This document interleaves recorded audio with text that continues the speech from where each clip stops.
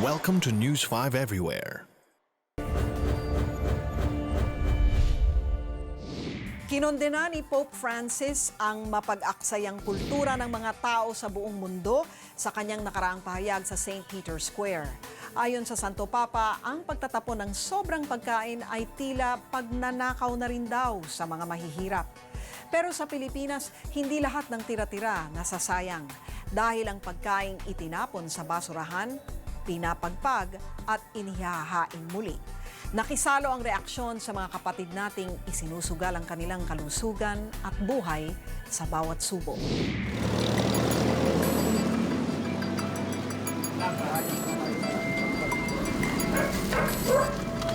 Hapon nagsisimula sa pangangalakal si Eril. Kasama ang kaibigang si Lester. Sinusuyod nila ang Quirino Highway sa Quezon City. Bawat supot na nakikita, kinakapa ng magkaibigan kung may mga bote ng plastik o latang maaaring ibenta. Pero ang tunay na pakay nila, maghanap ng itinatapong mga pagkain para ipagpag. 3 taon na sa ganitong sitwasyon si Eril mula Masbate na ipagsapalaran daw siya sa Maynila. Narasan ko, doon, hirap talaga sa probinsya. Napunta ako dito sa Maynila para maghanap po ng trabaho. Magkaroon lang ng stable na trabaho para makapagpadala sa probinsya. Ngayon, sa mga bulto ng garbage bag niya nahanap, ang mailalaman sa kumakalam niyang sikmura. Tira-tirang banana cue at buto-buto ng manok ang magiging hapunan nila. Anong gagawin niyo dyan? Pagkatapos paglaga po, kung may gustong magsabaw, sasabawan. Gustong adobo. Pagdating sa kanilang tinitirahang waiting shed, inilaga muna ang manok. Saka inalis ang tubig, nilagyan rin nila ito ng suka, toyo at betchin, saka muling isinalang sa apoy. Ginawa naman pampagana ng magkaibigan ang nakuhang banana cue. Tubig. Diretso kain na po ito kasi hindi naman sira. Tapos naka-plastic naman siya eh.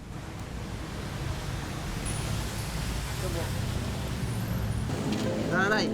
Nang maluto, pinaghatian na ni na Eril, Lester at isa pang kasama nila sa waiting shed ang inadobong pagpag na manok.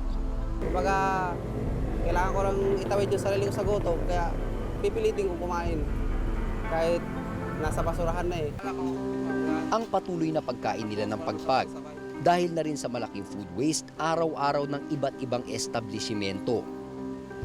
Ayon sa pag-aaral ng Food and Nutrition Research Institute o FNRI, tinatayang 1,200 toneladang pagkain ang nasasayang kada araw at pinakamalaking porsyento rito ay kanin. 22 gramong pagkain naman ang nasasayang ng isang tao sa loob ng isang araw. Nakita namin na kung iipunin natin yung halaga na nasasayang dahil sa rice wastage na ito at ito ay halimbawa ay ilalagay natin sa mga pangangailangan ng mga bata na street children, lalabas na makakapagbigay tayo ng mga around 64 to 65 pesos per street child na malaking halaga yon para matugunan yung mga pangangailangan ng mga bata. Ayon kay Eril, minsan na raw sumakit ang kanyang tiyan dahil sa pagkain ng pagpag. Dahil doon sa pagpag ng mga tira-tirang manok, kinain ko na yun, gabi yun eh. Mga alas 7 siguro. Pagdating ng mga alas 9, naramdaman ko na parang sumasakit na yung tiyan ko eh. Hindi ito yung sakit lang na doon talaga to sa kinain ko eh. Pagdating na mga alas 10, hindi naman tuloy-tuloy yung pagsakit niya, medyo nawala din.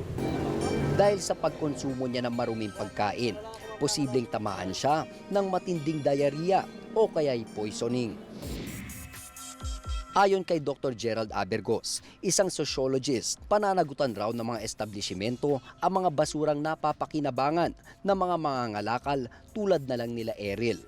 Nakakalungkot na ang pagkaing tapos na, kinain na, waste na nga sa ibang tao, ay nagagamit at ginagamit ng ibang tao para ito ay maging laman tiyan at nourishment din niya sa kanyang pang-araw-araw na buhay.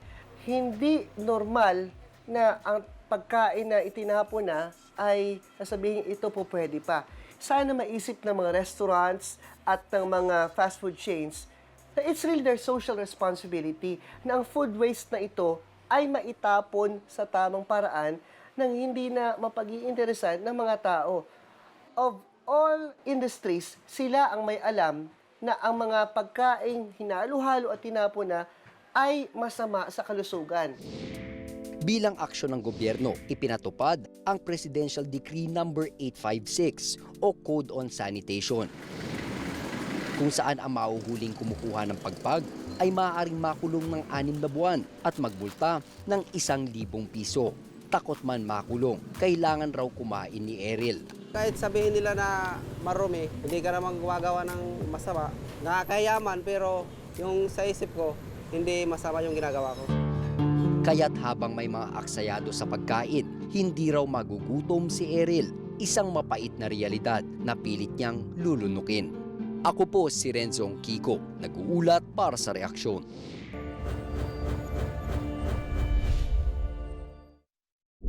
Be sure to come back. News 5 everywhere. Copyright 2013.